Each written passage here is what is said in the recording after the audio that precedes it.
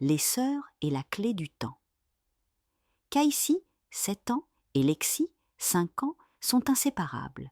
Toutes deux partagent une passion commune, l'histoire. Elles adorent écouter leur grand-mère leur raconter les récits des rois et des reines, des chevaliers et des grandes batailles du passé.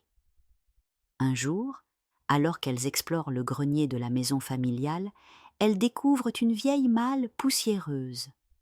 Curieuses, elles l'ouvrent et y trouvent une clé dorée ornée d'inscriptions anciennes. « Regarde, Caïssie, elle brille !» s'exclame Lexie en tenant la clé dans ses petites mains. Intriguée, elle fouille davantage la malle et trouve un coffret en bois sculpté. Sans hésiter, Caïssie insère la clé dans la serrure. Dès qu'elle tourne la clé, une lumière éblouissante les enveloppe et, en un clin d'œil, elles se retrouvent projetées dans un autre monde. Lorsqu'elles ouvrent les yeux, elles sont au milieu d'une grande place pavée, entourée de personnes en habits anciens. « Où sommes-nous » demande Lexie, les yeux écarquillés. Une femme en robe somptueuse s'approche d'elle. « Bienvenue à la cour du roi Louis XIV, mes chers enfants, » dit-elle en souriant. Caïssie et Lexie comprennent alors qu'elles ont voyagé dans le temps. Elles assistent au faste de Versailles, découvrant des salles dorées et des jardins somptueux. Un noble, intrigué par leur tenue étrange, leur pose des questions et elles doivent inventer une histoire crédible pour ne pas éveiller les soupçons. Lors d'un bal grandiose, elles observent le roi lui-même, majestueux dans son costume de velours. Dans la nuit, elles découvrent un passage secret derrière une bibliothèque. Ce couloir les mène à une salle cachée où elles trouvent une tapisserie ancienne avec un message codé. Elles doivent résoudre l'énigme pour avancer dans leur quête. Un tourbillon de lumière les transporte ensuite en pleine guerre de 100 ans. Elles atterrissent dans un village en flammes, pris entre les troupes françaises et anglaises. Jeanne d'Arc apparaît, l'épée à la main, et leur confie une mission, retrouver un message secret caché dans une abbaye. Elles traversent les ruines d'une église, se faufilent entre les soldats et récupèrent le message, mais elles sont repérées. Une course-poursuite s'engage dans les bois, où elles utilisent leur ingéniosité pour semer leurs poursuivants. Grâce à leur courage, elles parviennent à transmettre le message et contribuent à la victoire de Jeanne d'Arc. Caïssie et Lexie se retrouvent dans les rues de Paris en 1789. La foule en colère se dirige vers la Bastille. Elles rencontrent un jeune garçon nommé Pierre, qui cache un document crucial pour les révolutionnaires. Elle l'aide à traverser la ville sans se faire arrêter par les gardes du roi.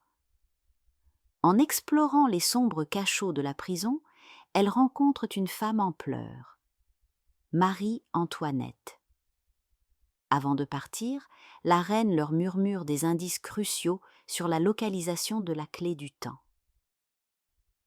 Projetées en 1805, les sœurs assistent aux préparatifs de la bataille d'Austerlitz. Elles doivent remettre un message stratégique à un officier sans éveiller les soupçons. En chemin, elles sont poursuivies par un espion ennemi et doivent se cacher dans un camp militaire.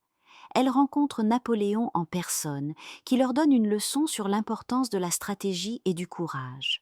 Fascinées, elles comprennent que l'histoire est façonnée par les décisions de grands leaders. Caïssie et Lexie arrivent au XIIIe siècle, en plein chantier de construction de la cathédrale Notre-Dame de Paris.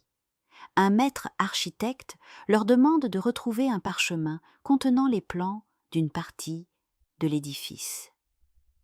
Elles doivent interroger des artisans et assembler les indices pour retrouver le précieux document. Mais une ombre mystérieuse les surveille. Elles réalisent qu'un saboteur tente de ralentir la construction. Avec leur astuce et leur intelligence, elles parviennent à déjouer ces plans. Cette fois, elles rencontrent Léonard de Vinci, qui leur montre ses inventions. il leur confie un plan mystérieux qui pourrait les aider à rentrer chez elles. Mais un espion les suit et tente de leur voler le parchemin. Elles explorent l'atelier du maître, découvrant ses esquisses visionnaires et des mécanismes étonnants. Elles apprennent aussi l'importance de la curiosité et de la science. Les indices récoltés dans chaque époque permettent à Casey et Lexi de reconstituer un puzzle. Elles découvrent que le joyau du temps, clé de leur retour, est caché dans un ancien monastère du XIIe siècle. Elles y sont transportées et doivent déjouer les pièges d'un gardien mystérieux.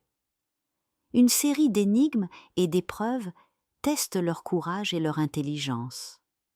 Lorsqu'elles trouvent enfin le joyau, une voix leur murmure « Le temps est une boucle, souvenez-vous de vos voyages ». Après avoir réuni tous les éléments et résolu la dernière énigme, les sœurs tournent la clé une dernière fois et rentrent enfin à leur époque. Leur grand-mère, qui devine qu'elles ont vécu une aventure extraordinaire, leur sourit avec complicité. « L'histoire est une aventure sans fin, mes chères petites exploratrices, » dit-elle en refermant la malle. Ainsi se termine leur incroyable périple, mais qui sait, peut-être un jour, la clé du temps s'illuminera de nouveau. À travers leur aventure, Casey et Lexi ont appris que l'histoire n'est pas seulement un récit du passé, mais une source d'enseignements précieux. Chaque époque leur a montré l'importance du courage, de la curiosité et de la connaissance.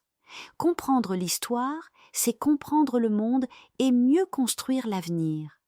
L'histoire est notre mémoire collective, dit leur grand-mère en les serrant dans ses bras. Sans elle, nous sommes condamnés à errer sans savoir d'où nous venons et où nous allons. Les deux sœurs, les yeux brillants d'excitation, savaient qu'elles n'oublieraient jamais les leçons apprises. L'histoire, après tout, était la plus belle des aventures. Bonne nuit, mes petits rêveurs.